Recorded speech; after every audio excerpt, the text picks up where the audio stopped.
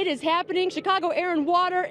It's amazing already, and it's early in the morning. I am here right now with the legend, the voice, Herb Hunter. How you doing this morning? I'm doing great. How are you? I'm good. I'm good. You're so peppy. I love it. It's exciting watching this. We're watching him do the practice for the air sea rescue. You go, is that guy really drowning? No. No. Like, I don't know what's happening. You aren't panicking. No. I'm following your lead, Herb. Everything's fine. Everything's fine. Now, here's the deal. You obviously are in front of the camera. You also have been a pilot. Right. What do you find to be the most pressure, pilot or camera? Oh, my goodness, camera. No.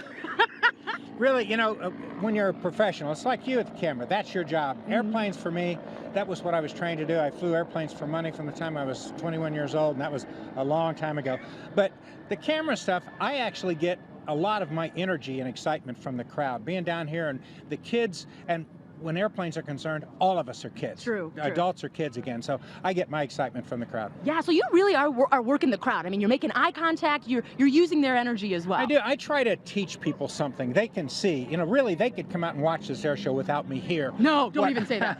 What I try to do is I try to make it better. I try to make them understand what they're seeing, who they're seeing, who is that guy, what is special about that airplane. And there are things that I try to teach. And so I'll look up and down the crowd line, and if I make eye contact with somebody, I talk to that person, and I talk to somebody over here, and they are excited, so I get excited. Yeah, you know, I love it. I feel like I'm going to go and I'm going to look for you and I'm going to get your autograph. The star of the show is right here. So is there anything, like one act, I know they can't say it, that you are excited to see?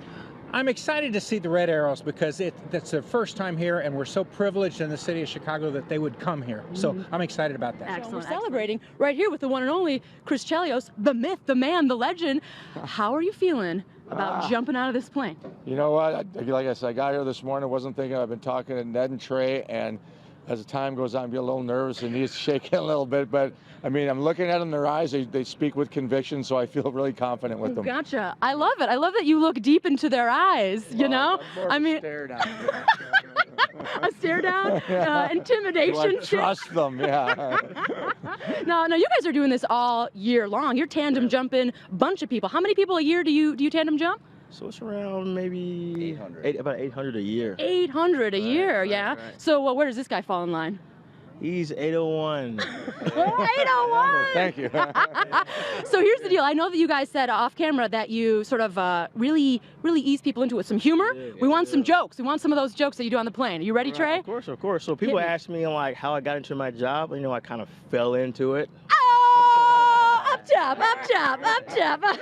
Alex loved that one. All right, Ned, this is your time to shine. So we're going to take Chris up to 12,500 feet. Okay, we're going to throw him out. We're going to land him on the beach here safely. Okay, but when we do that, we're going to put him into a really nice jumpsuit. It's the latest in fall fashion. Hi-oh! Fall fashion, you guys. Jokes. I don't think hockey players wear jumpsuits, but you guys look great. And I'm surrounded by Brits, and I'm loving it.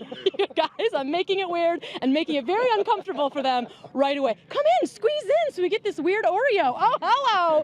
So here's the deal. You guys have a very long title, and I want you to tell me exactly what you guys are called. We're called the Royal Air Force Aerobatic Team, brackets, the Red Arrows. Oh, good title. Now, Martin, this is the first time that your team has been to Chicago. You've been to Chicago before. Can you tell us anything you've done, or is it top secret? It is entirely top secret, behind dark hours only, but this time it's entirely professional. We're here looking forward to the 61st Air and Water Show, and it is amazing to be here as a team. Exactly. Now, as the team, you guys just came back from Canada. Any Canadian stories you want to tell us, or is that also a secret? They also have a beautiful country. You know, we were very lucky there, actually. We turned up there a couple of days ago in Halifax. We put on our first show, really, and you know, the people there were so receptive. It's a beautiful place. And then we flew from Ottawa down to here just a couple of days ago, and just the expanse of the country, the scenery, everything, it's just a stunning place to be. Yeah, well, Dan, you're making me a little jealous. Stop blabbing on about Canada, why don't you? You're in Chicago now, sucker. So what do you find beautiful about Chicago? Because I'm very insecure. I mean, look at this place. I mean, what can you not love about it? I mean, the backdrop, you know, the skyline's just incredible. You know, a huge city that comes straight onto a beautiful lake here. I mean, you see the sun coming up over the beach. I mean, what a stunning place to be. Yeah, that's right. And you can talk about my cheekbones as well. And your cheekbones, yeah, they just highlight the whole place. It's great. Sephora right now, you guys. I love it. So what exactly, I mean, like, top move In the airplane, not in the clubs. What's your top move? What are we going to see today? Well, you're going to see quite a few things, actually. So it's about a 23-minute show. The first 10 minutes, all 9 of us will be between 7 and 11 feet together doing big, graceful maneuvers, hopefully. And then we'll break up into some big fan-type maneuver that should hopefully just surprise people. And then for the next 10 minutes, left to right, we should always have a formation in front of you. So you'll be seeing one formation disappear either left or right, and then another one will come from an angle you're not expecting. So hopefully 23 minutes of pure entertainment. Yeah, it was beautiful. It sounded beautiful. I really don't know what that means, but I'm looking forward to seeing it. And then finally, Ken in the studio loves a good ginger, so if you could wink in the camera and say hi to Ken, that'd be amazing. Just do it. Ken, I'm yours. Love it. Back to you guys. Yes! You know, John, I'm keeping it pretty cool. I'm here with the coolest of the cool. Can I call you that? Absolutely. Yeah. And full-on, what's your full-on title here? Sam, but that's not it. Yeah, so I'm Second Lieutenant Sam Ekholm, and I am a member of the 2019 F-22 Raptor demonstration team. That is a long title, and I love it, Lieutenant. Lieutenant. Now, here's the deal. The Raptor, I mean, this is no joke. Please break down what the Raptor is. So the F-22 Raptor is the United States Air Force's premier 5th-generation fighter. So what that means is we're one of the most technologically advanced jets in the entire world.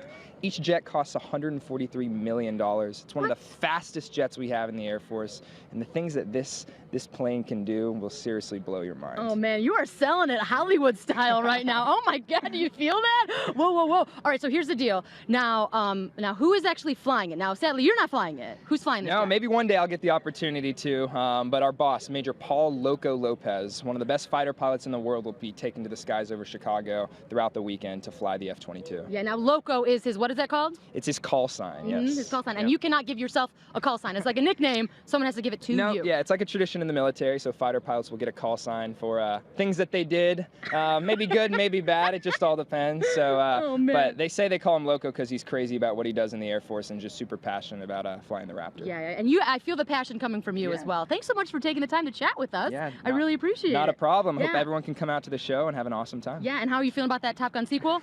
I literally cannot wait. So it's going to be great. No, all right. Back to you, Felicia.